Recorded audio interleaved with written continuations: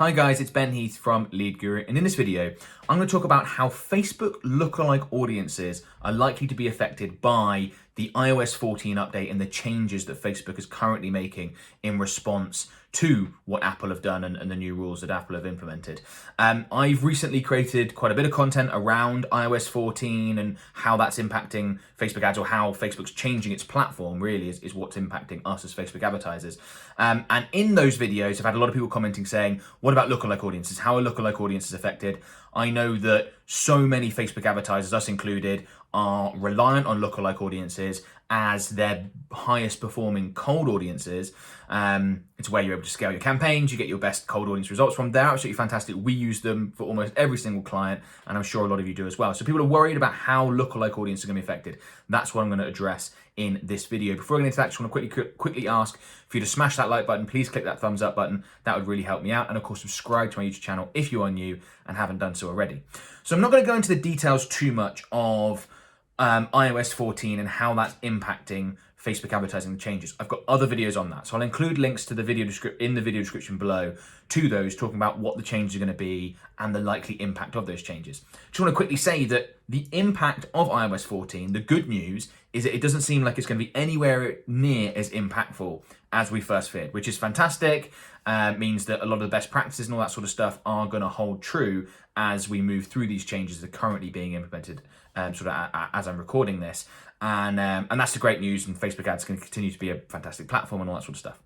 I also very much expect, as a result of that, that lookalike audiences are going to continue to be the best performing cold audience targeting option for the vast majority of Facebook advertisers. I do not expect that to change.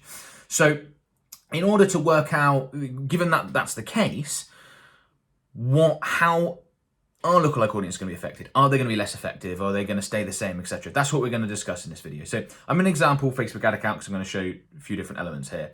Whenever we're assessing lookalike audiences and how they operate and how they might be impacted, we need to sort of look at the two component parts, right? So there's obviously your custom audience that you create first. That's your source audience. That's the group of people that you're giving to Facebook for them to then go on and create a lookalike audience from that group of people. So find people that are very similar to that source audience. And again, I'm not going to talk too much about how to create lookalike audiences. I'll include a link to a video below that shows you exactly how to do that in a lot of detail, shows you exactly how they work, why they're so awesome, and all that sort of stuff. So check that out if you're not familiar with the process.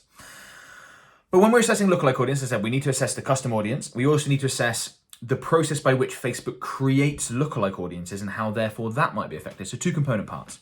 So the first thing is the custom audience. Now, it really depends what type of custom audience you use to create your lookalike audience from as to how much you are likely to be impacted. So if I go into create audience and then click on custom audience, we can see, again, I'm not going to go into details on this, video, links to videos in the description for lookalike audiences, custom audiences, all that sort of stuff.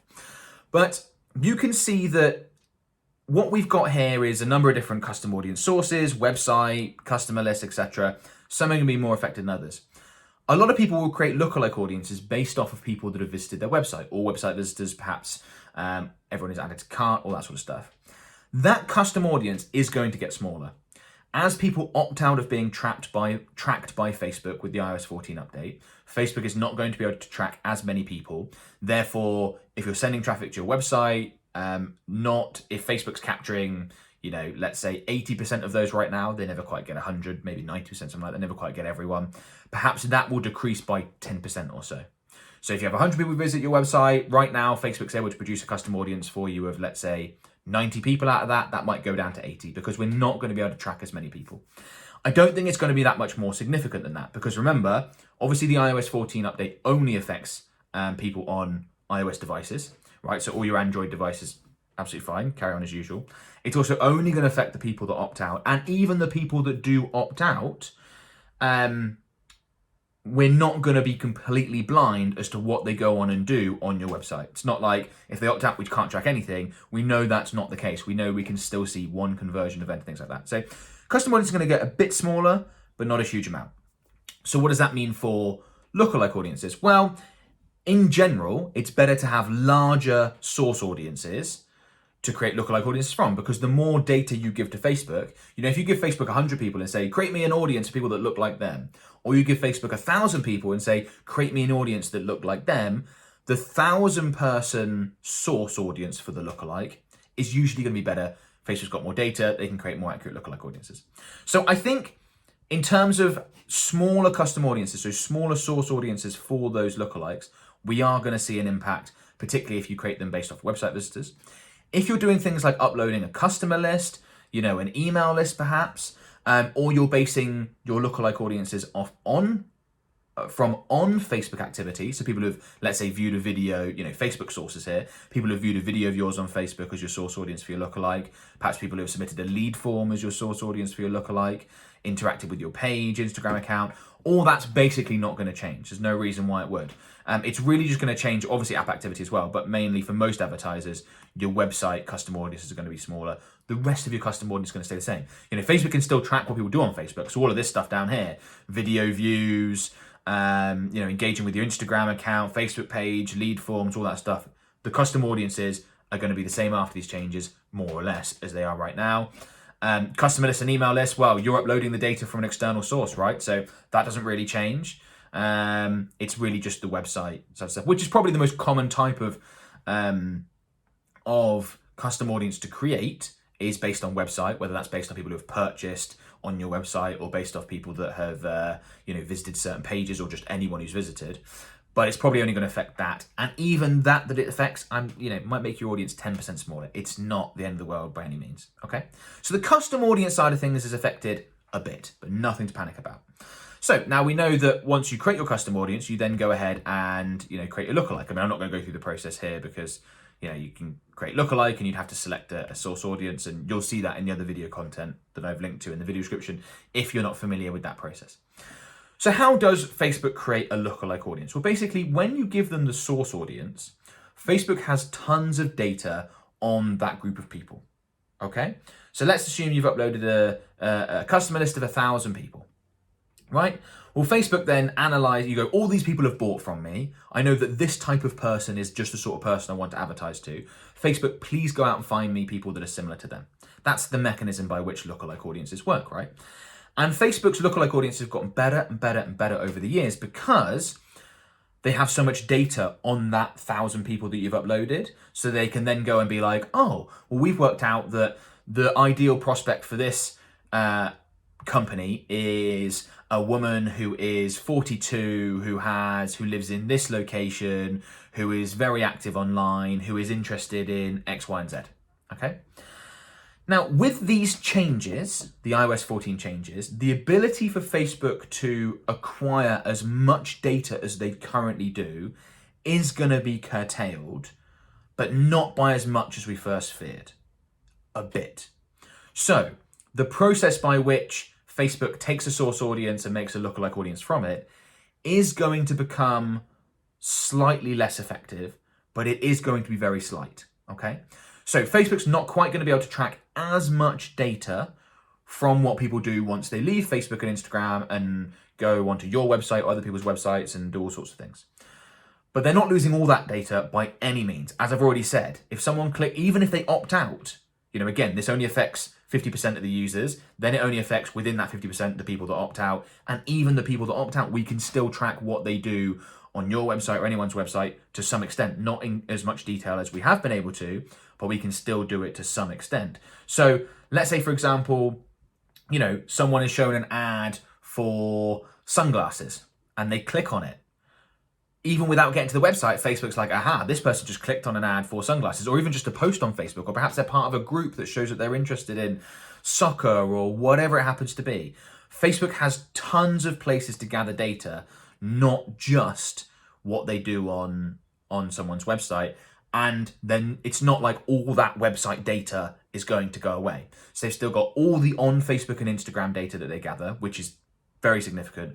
And they've got the vast majority, they're still going to have the vast majority of the data that they get from when people go onto someone's website and the interactions they have online and all that sort of stuff. Okay. So basically, I imagine that lookalike audiences are going to get ever so slightly less effective than what they are currently. Maybe 5-10% less effective. So you might see, if you're advertising to the exact same audience, you might see a 5 or 10% increase in your cost per conversion, something like that. Now, if that's make or break, you're in trouble anyway.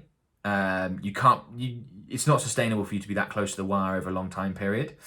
And it can be made up for in the case of lookalike audiences by just increasing the size of your source audience by 10 or 20% for the most part, which usually is just a question of time.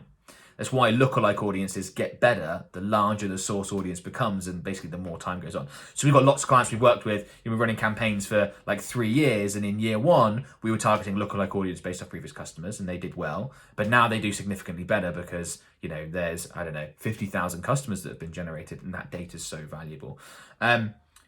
So don't panic. Don't think, well, how are lookalike audience going to be created? Are they going to go away? Are they going to not work? I don't think that's the case at all.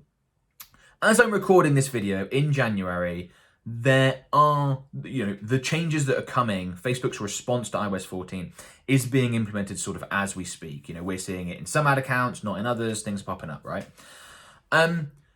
It may well be that your campaigns and your ad sets targeting lookalike audiences go a little bit haywire for a week or so, maybe a little bit longer, whilst Facebook recalibrates. So if you watch this video and you think, oh great, lookalike audience is still going to be fine, that's good, that's what you should be feeling. And then in a week's time or 2 weeks' time, you have 4 or 5 bad days, don't think, oh, Ben was wrong, lookalike audiences are done, we're never going to be able to do it again. Obviously, Facebook is adjusting a lot of its internal processes and systems right now. So just be mindful of that there might be a little bit of a dip as they recalibrate, but I am absolutely convinced they're going to come back and they're going to perform very similarly to how they do now. I don't think lookalike audiences are going to be hit too hard, particularly if you're creating lookalike audiences based off of a customer list or an email list, or either external to your website sources or app, or on Facebook stuff like people have watched videos of yours on Facebook. None of that's going to change, right? People who have submitted a lead form, opened a lead form, none of that's going to change. Okay, so hopefully that puts your mind at ease and prepares you for what may be coming over the next weeks and months. Okay, hopefully that video has been useful. A couple of things I want to mention before you go. First is a free webinar I've created called 3 Killer Facebook Ad Strategies to Double or More Your Revenue. Now, this webinar has gone down tremendously well with my audience. In it, I demonstrate 3 different sales funnels that show you exactly how we go about advertising our clients' products and services on Facebook. And there's 3 different approaches that we typically use. We use ones, they're tailored towards different types of businesses. And that's very important, right? Because you don't want to use a strategy that works really well for high-end service providers if you're an e-commerce business, and vice versa. You just will not see good results at all. You need to have the right strategy for your products and services. And that's what this webinar really shows you how to do. So it's completely free to watch. Link is in the video description below, 60, 70 minutes long. If you haven't already watched it, absolutely go ahead and do so. It'll be well worth your time.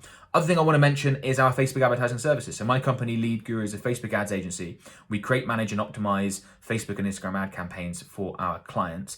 And if you're currently doing it yourself, or you're working with an agency, you're not sure about the results they're able to achieve, we can almost certainly help improve your results. So we do have a 3K per month minimum budget requirement. If you're not spending that much, unfortunately, we won't be able to work with you. But if you are spending in and around that or above that, and you'd be interested in finding out more about our service, and you can go ahead and book a call with one of my team members. So just click on the link in the video description below. Tons of links in the video description, by the way, guys, today, as there often are, but lots of useful stuff for you guys, hopefully. Go ahead and click on that. That'll take you through to a page on our website, and you can book a free 30-minute strategy session with one of my team members, informal chat. They can let you know how we work, how we might be able to help, if we've worked with a business like yours before. You can tell us more about your business, all that sort of stuff, and we can go from there, basically. So hopefully, you'll either be on the webinar or may even be working with you in the near future, helping you navigate what are certainly tricky times in the Facebook advertising world. Exciting times as well, right? Change creates opportunity. Never forget that. Change creates opportunity. So definitely exciting times, but just, got to be on top of things at the moment, which we're certainly trying our best to do. Found this video useful, please comment below to let me know. Comment below with any questions. I get to as many as I can. Like this video, click that thumbs up button, and of course subscribe to my channel if you haven't done so already. I've got lots of content coming out at the moment around Facebook around iOS 14 and other Facebook advertising related topics as well, but that's the big one that people want to know. So yeah. Thanks a lot, guys. Best of luck. I'll talk to you soon. Bye bye.